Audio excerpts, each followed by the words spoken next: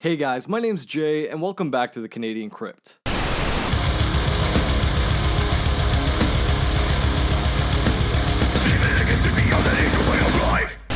Hey guys, welcome back to the channel. I hope you're all having a great week so far. Today we're talking Rob Zombie. Now I have a real love-hate relationship when it comes to Rob Zombie as a filmmaker. He's had his gems and he's had his flops. But love him or hate him, the influential footprint he's left on the horror genre is undeniable. So today I'm going to be taking you back to 2003 to take a look at Rob Zombie's debut film, House of a Thousand Corpses. So without further ado, let's get into the review.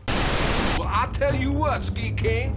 Why don't you just take your mama home some chicken, and then I won't have to stuff my boot all up in your ass? House of a Thousand Corpses was written and directed by Rob Zombie and stars Bill Moseley, Sherry Moon Zombie, Rainn Wilson, and Sid Haig. The film follows two couples traveling cross-country, documenting crazy roadside attractions they find along the way. In search of gas, they stumble upon Captain Spaulding's Museum of Monsters and Madmen, and after a tour of the murder ride, they learn about the local legend of Dr. Satan, a twisted doctor who would perform unspeakable torture upon his patients. Intrigued by the legend, they decide to check out the site of his death.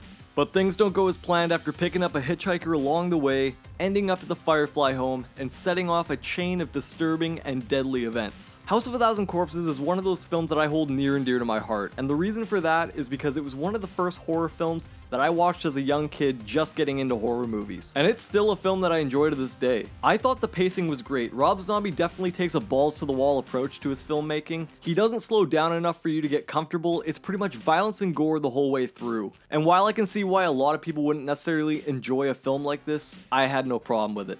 The setup of the scenes, the lighting, the set design, and the sound design were all well executed, and I really enjoy his use of eerie and disorienting side clips. Now for the dialogue, and this is where Rob Zombie tends to turn a lot of people off, and the reason for that is he tends to write his characters the same in pretty much every film he does, and the way he writes them is trashy. And while I don't think that works in every film he's made, I think it fits really well in House of a Thousand Corpses, and it accompanies the grittiness of the film very well. I think the actors did a great job with the material they were given, most notably the performances from Bill Moseley as Otis Firefly, and the late great Sid Haig as Captain Spaulding. Sadly, this can't be said for everyone, and I know this isn't the first time someone said this, but Sherry Moon Zombie cannot act. I think it's great that Rob and Sherry get the opportunity to work together on these projects, but I really don't think her acting skills are strong enough for a lead role. Now when it came to the practical effects, this is where Rob Zombie films really shine. You go into his films expecting gory and grotesque shit, and House of a Thousand Corpses